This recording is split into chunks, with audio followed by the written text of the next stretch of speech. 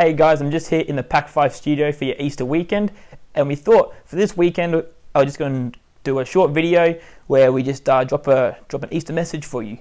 But before we get into that, we're going to look at a clip from a few weeks ago at our double up night where we asked you guys, who is your favourite villain? Take a look at that. Hi, we're at Youth. My name's Caitlin, and we're going to find out what everyone's favourite villain is. Let's go! Who is your favourite villain, would you say?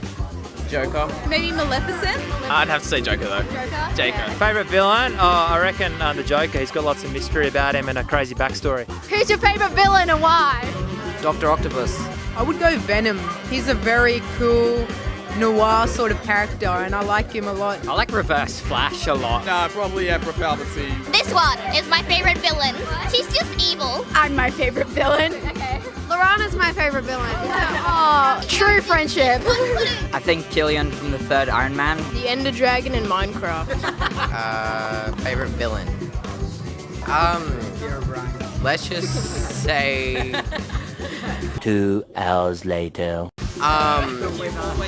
Scott from Lion King. Who's your favourite villain and why?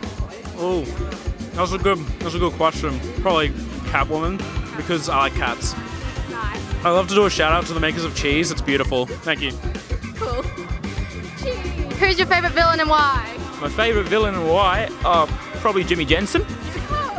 Okay then. Who is your favourite villain and why?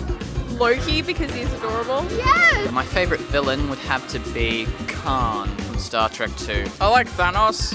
Because like just like the click to erase like half of everything. It's like the guy who's like, when everyone's super, no one will be. Syndrome. Yeah, that's my favorite dude.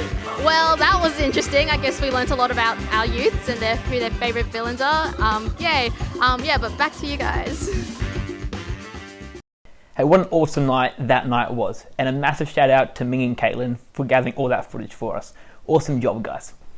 But hey, the villain of a story can be one of the most interesting characters, can't they? With a good actor and a good script, they can make or break a storyline. I can think of Thanos and Loki, both really awesome characters. I can think of Syndrome from The Incredibles, another really popular character. And while they're awesome, we never want them to come out on top though, do we? We still want good to triumph. See, Thanos, he's got depth and character, yet we never wanted him to beat our favourite heroes. And Syndrome, while he's got awesome lines, like, and when everyone's super, no one will be, we were still all cheering when he didn't win in the end. It's true, isn't it? We naturally want the good guys to win. You could almost say that it's built into us, for that we want good to triumph evil. And maybe that's because in our heads we're the hero of our own story. And maybe it's your teacher or the top shelf that hides your favourite biscuits. That's a villain in your story. I don't know. But the thing is, most of us would like to think that we're one of the good guys. The truth is though, the bigger picture in God's world, we're the villain. And maybe you're thinking, hey, that doesn't sit right with me. But you see, we rejected God as king and we turned away from him. We didn't want to live under God's rule, so we chose to live our own way. And this rejection of God meant that we can no longer be in relationship with him. But God didn't want this. So he put a plan in motion, and it all hinges around this first Easter. Hey, but today is a Good Friday, so hopefully you spent some time with your family. Maybe you had some hot cross buns. Maybe you got some sneaky early Easter eggs. I really hope that today has been a really good Friday. But you see, for Christians around the world, Easter holds a much greater significance than just good food and family time. See, Easter for Christians is when we celebrate what our amazing God did for us.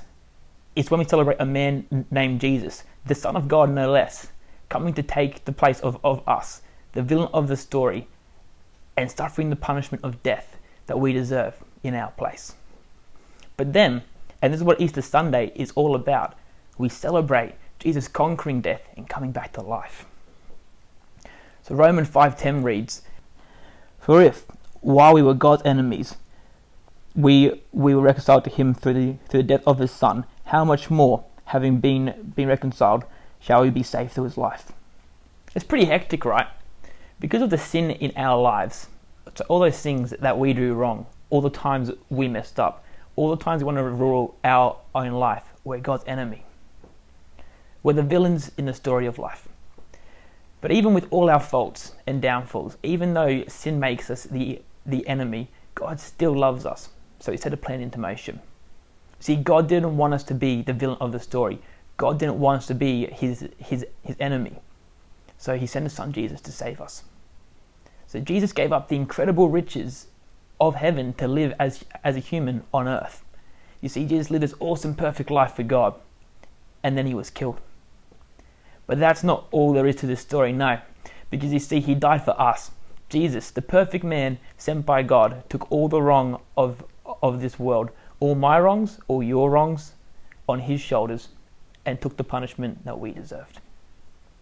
Now that in itself is incredible. But Jesus wasn't done yet. Death had no hold on Jesus, and he rose again 3 days later, and now sits with God in heaven. Now maybe you've never heard this Easter message before, so I really want to point something out to you that I think is really, really awesome. So I'll read from Romans 5:10. For if, while we were God's enemies, we were reconciled to him through the death of his Son, how much more, having been reconciled, shall we be saved through his life? See, what's being said there, guys, is that Jesus didn't just perform a one-time act. He did defeat sin, but when he died upon the cross so that we could stand before our God justified and righteous through Jesus. But on top of that, Jesus being raised to life means that now we can be united with God through him. Because of Jesus, we are more than just okay in God's eyes. We're saved and can be in relationship with God. See, what Jesus did on the cross meant that we were no longer enemies of God. And if we choose to accept Jesus as our King, we can be on God's side.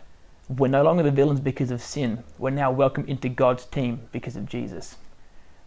The end of our story is no longer destruction and death. It's eternity with Jesus in heaven. That's what Easter is all about, guys. That's what Jesus is inviting you to do. And if you haven't taken that step yet, and you haven't invited Jesus into your life, I really encourage you to do so, because a life lived saved by Jesus is truly the most incredible thing you can do.